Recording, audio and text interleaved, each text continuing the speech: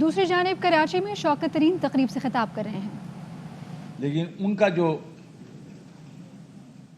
ادراک ہے وہ لیول نہیں ہے، وہ ایک طریقے سے نہیں ہے، کہیں کو ساتھ زیادتی ہوتی ہے.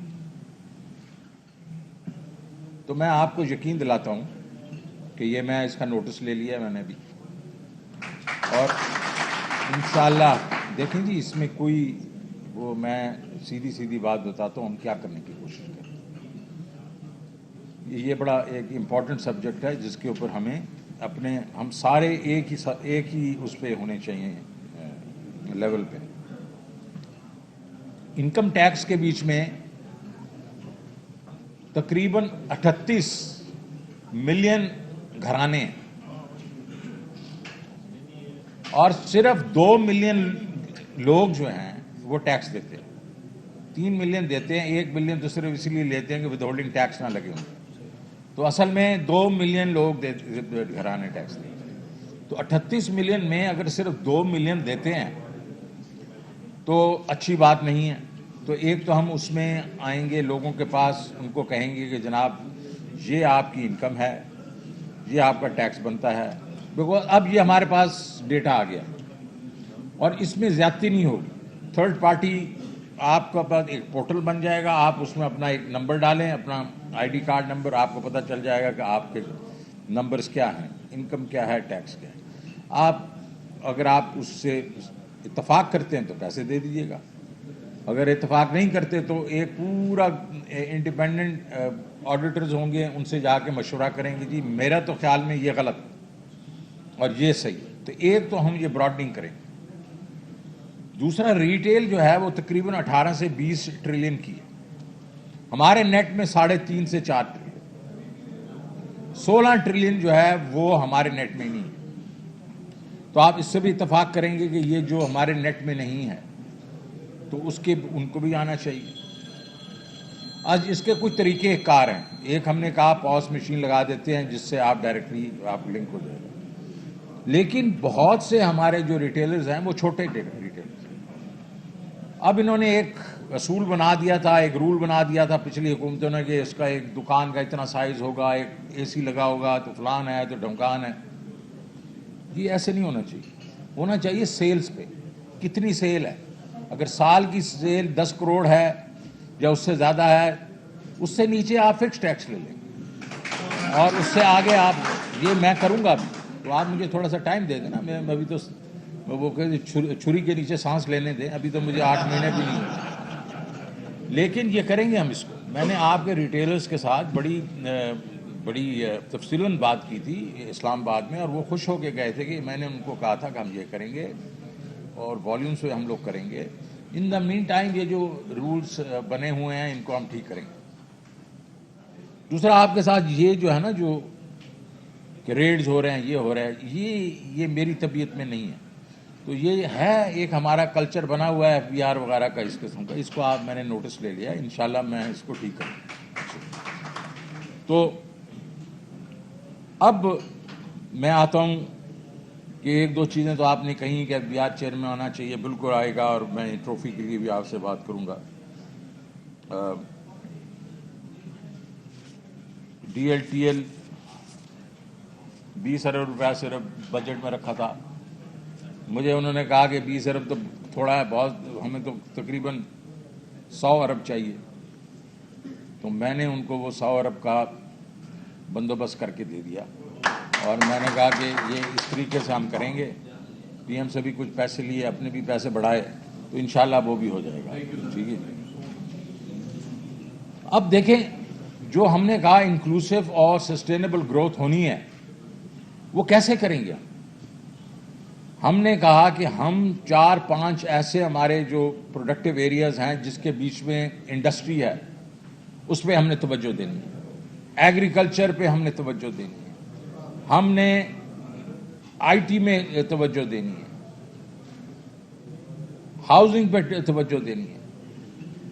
ٹریڈ پہ توجہ دینی ہے. یہ چیزیں جو ہیں ہم نے یہ کہا جب اس پہ ہم انویسٹ کریں گے تو ایک قسم سے ہماری گروتھ جو ہے وہ تقریباً 5% تک رہے گی اور آگے جا کے اس کو 6 سے 7% کرنے کی کوشش کریں گے. لیکن ہم نے یہ بھی کہا کہ جو چھوٹا نیچے والا طبقہ ہے اس کو ہم نہیں ایسے ٹرکل ڈاؤن کے لیے نہیں چھوڑیں گے. اور پہلے یہ تھا کہ ہاں پہلے گروتھ ہوگی اور اس کے جو ثمرات نیچے آئیں گے اور ہمارے نیچے والے جو پاپولیشن ہے اس وقت وہ اس سے ایک قسم سے اس سے مفید وہ کیا کرتے ہیں کہتے ہیں کہ they will then basically be they'll get their incomes up, and they will also will have jobs, they will have homes. But that's too late. For last 74 years our poor people, they have been waiting for the trickle down. اور وہ اب یہ رکنا چاہیے. ہمیں اب باٹمز اپ کرنا چاہیے. اور باٹم اپ میں سب سے پہلا پروگرام جو کامیاب جوان ہے, میں ان کو میں ایک قسم سے مبارکباد دیتا ہوں اپنا عثمان ڈار صاحب کو کہ ان میں جتنی انرجی ہے میں نے کسی میں نہیں دیکھی تھی. اور کامیاب جوان جو ہے اس میں اتنی جو جدت آئی ہے وہ ان کی وجہ سے آئی ہے, اور انہوں نے مجھے موٹیویٹ کیا کہ میں ان کو اور پیسے دوں. اس کے بعد ہم نے ایک اور پروگرام شروع کیا ہے جو اس وقت صرف کے پی پی اور بلوچستان میں ہوا ہے, اور اس کا نام ہے کامیاب پاکستان پروگرام.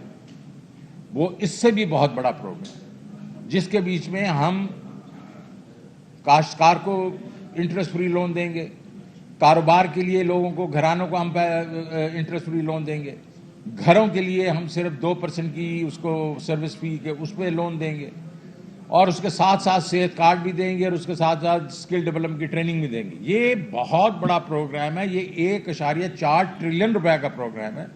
اور یہ ادھر سے جو پہلے وہاں کے پی اور ادھر سے شروع ہوا تھا بلوچستان سے, اسی مہینے فیبرری کی 16 تاریخ سے یہ پورے پاکستان سے شروع ہو رہا ہے. اور اس کے بیچ میں ہم کم از کم 30 سے 40 ارب روپیہ ہر کوارٹر دیں گے. اس کا مطلب ہے 120 سے 140 ارب روپیہ جو ہے سالانہ ہوگا, اور 1.4 ٹریلین. یہ بہت بڑا ایک پروگرام ہے پی ایم کا, اور پی ایم چاہ رہے ہیں کہ جو باٹمز اپ ہے اپروچ ہماری ہونی چاہیے. اور اس کے بعد کیا ہے, اس کے بعد ایس ایم ای. ابھی مجھے انہوں نے 2-3 دن پہلے کہا کہ شوکت ایس ایم ای کو ابھی بھی پیسے نہیں مل رہے. ایس ایم ای جو ہے ہمارے جو لوگ ہیں جو تقریباً 5 ملین ایس ایم ای چھوٹے لونز چھوٹے کاروبار ہیں, اور ان کو کتنے 1,80,000 لوگوں کو 5 لاکھ میں سے 1,80,000 کو بینک کے لون ملتے ہیں. یہ بہت زیادہ ہے. دنیا کے بیچ میں ایس ایم ای جو ہے وہ بیک بون ہوتی ہے, وہ اکانومی کی بیک بون ہوتی ہے. تو اس لیے ہم اس کے لیے اسپیشل ایک پیکج آ رہا ہے جو اسی ہفتے میں آئے گا, اور اس کے بیچ میں نہ صرف یہ کہ ہم قرضے کس طرح دیں گے, بٹ ایس ایم ایز کو یہ ٹیکسز سے کس طرح چھوٹ مل سکتی ہے, باقی ریگولیشن سے کس طرح چھوٹ مل سکتی ہے, اور ان کو کاروبار کو بڑھانے کے لیے انویسٹمنٹ کیسے ہو سکتی ہے. تو یہ ایک بہت بڑا ایس ایم ای کا پروگرام آنے والا ہے اس وقت. ہم جب گئے چائنا تو پرائم منسٹر نے چائنا میں کیا کہا پریزیڈنٹ شی کو اور چیئرمین لی کو, انہوں نے کہا جناب آپ نے انفراسٹرکچر ہمارے لیے بنایا ہے اور کنیکٹیوٹی ہمارے لیے کریٹ کی, اب آپ ہم نے اسپیشل اکنامک زون بنا دیے ہیں, تو مہربانی کر کے اس میں اپنی انڈسٹری لگائیں تاکہ ہماری ایکسپورٹس بڑھے, ہماری انڈسٹری بڑھے, ہماری اکانومی آگے بڑھے. اس کے بعد 3 اور چیزیں ہمارے لیے کریں. دوسری چیز ہے آپ ہمیں اینڈ ٹو اینڈ ایگریکلچر پہ ہیلپ کریں, کیونکہ ان کی ایگریکلچر بہت اچھی ہے, ہماری پروڈکٹیوٹی اچھی نہیں ہے. تو جو ہم 40 من گندم اگر پیدا کرتے ہیں تو وہ 100 من گندم پیدا کرتے ہیں. اس نے کہا جی آپ ہمیں اس پہ ہیلپ کریں. تیسرا انہوں نے کہا ہمارا یوتھ پڑھا لکھا ہے, جو پڑھا لکھا یوتھ ہے اس کے لیے نوکریاں نہیں, لیکن ہم چاہتے ہیں کہ صرف نوکریوں کی بات نہیں ہونی چاہیے. آئی ٹی میں آپ انویسٹ کریں, آئی ٹی جو ہے ہمیں انویسٹ کریں پاکستان کے بیچ میں, اور ہم آئی ٹی ہماری فاسٹسٹ گروئنگ انڈسٹری ہے. 46-47% وہ گرو کی اس نے پچھلے سال, اس سال ہمارا خیال ہے یہ 70% کرے گی. ہم چاہتے ہیں کہ یہ 100% پر ایئر گرو کرے تاکہ 5 سال میں $50 ارب تک کی ہماری ایکسپورٹ ہو, تاکہ ہمارا جو امبیلنس ہے امپورٹ اور ایکسپورٹ میں وہ ختم ہو. اور آخری چیز انہوں نے کہا کاروبار.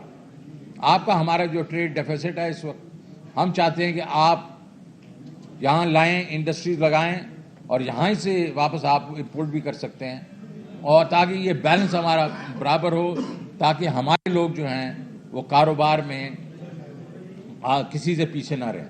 تو یہ انہوں نے تقریباً 4 چیزیں ان کو کہیں، اور انہوں نے بالکل کہا لبیک، انشاءاللہ ہم یہ چاروں میں آپ کو ہیلپ کریں گے۔ اور میرے خیال میں تو یہ چائنا کی جو ٹرپ ہے، میں بھی ایک دفعہ پہلے بھی جا چکا ہوں، لیکن میرے خیال میں یہ ٹرپ بہت ہی کامیاب تھی۔ اب یہ کیونکہ میرے پاس زیادہ کوئی ٹائم نہیں ہے، میں نے ان کے ساتھ جا کے گورنر ہاؤس میں بھی بات چیت کرنی ہے۔ میں آپ کو یہ یقین دلانا چاہتا ہوں کہ پاکستان کی اکانومی جو ہے وہ صحیح سمت میں ہے، لیکن ہیڈ ونڈز ہیں۔ ہیڈ ونڈز جو ہمیں کیے کہ نہیں ہیں، یہ ہیڈ ونڈز کیا ہیں؟ یہ وہ ہیڈ ونڈز ہیں جس سے جو بائیڈن بھی پریشان ہے، جس میں برطانیہ کا جو پرائم منسٹر ہے وہ بھی پریشان ہے، جرمنی بھی پریشان ہے، پوری دنیا پریشان ہے۔ کموڈیٹی پرائسز کا سپر سائیکل۔ آج میں پڑھ رہا تھا اور میں سن رہا تھا جو بائیڈن کو، جب ان سے پوچھا گیا کہ آپ کی انفلیشن تو 1% سے بھی کم ہوا کرتی تھی، وہ آج 7.5% ہو گئی ہے، تو آپ پریشان ہیں؟ انہوں نے کہا بہت پریشان ہوں۔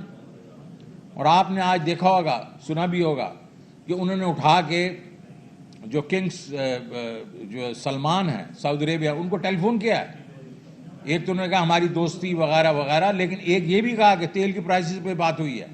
تو یہ جو مہنگائی ہے، امپورٹڈ مہنگائی جو ہے، ہم نے ڈومیسٹک مہنگائی کو تو کنٹرول کرنے کی کوشش کی ہے، لیکن اگر پیٹرول جو ہے وہ اگر $42 سے پچھلی جنوری سے اب 95 پہ چلا گیا ہے، تو یہ اس میں ہم کیا کر سکتے ہیں؟ ہم نے کیا کیا؟ پرائم منسٹر کی وجہ سے یہ جو پیٹرول پرائسز ہیں، اس وقت مجھے کوئی 22 سے 24 ارب روپے مہینے کا جو ہے نقصان ہو رہا ہے۔ میں نے سارا سیلز ٹیکس اڑا دیا اس پہ، میں نے ان کی پی ڈی ایل بھی کم کر دیا پچھلی دفعہ۔ آپ کو یاد ہے کہ لوگ ایکسپیکٹ کرے 10 روپے بڑھے گا، اور ہم نے کوئی نہیں بڑھا ہے۔ 22 سے 24 ارب روپے مہینہ ہمیں اس پہ، لیکن یہی ہم کر سکتے ہیں نا، اور تو کیا کر سکتے ہیں؟ پھر ایڈیبل آئل، یہ جو آپ خوردنی تیل ہے، یہ بھی باہر سے آتا ہے، یہ $700 پہ ہوتا تھا، اب $1400 پہ ہے۔ اسی طریقے سے دالیں ہیں، اسی طریقے سے آپ کا کوئلہ ہے۔ تو یہ ساری چیزیں جو ہیں، یہ اس کا جو امپورٹڈ آئٹمس ہیں، اس کا ہمارے پاس جو ہے صرف ہم دعائی کر سکتے ہیں کہ یہ سائیکل ٹوٹے، تو انشاءاللہ آپ کو اس کی ریلیف ملے گی۔ لیکن پرائم منسٹر کیا چاہتے ہیں؟ وہ چاہتے ہیں کہ شوکت کہ تم کوئی ایسے پروڈکٹس لے کے، ایسی چیزیں لے کے آؤ، ایسی سہولیات لے کے آؤ کہ ہمارا جو لوور مڈل کلاس ہے، ہمارا جو مڈل کلاس ہے، اس کو آپ نے ان کی آمدن کو بڑھانا ہے، کیونکہ مہنگائی کا توڑ آمدن پہ زور، یہ ہمارا اس وقت جو ہے۔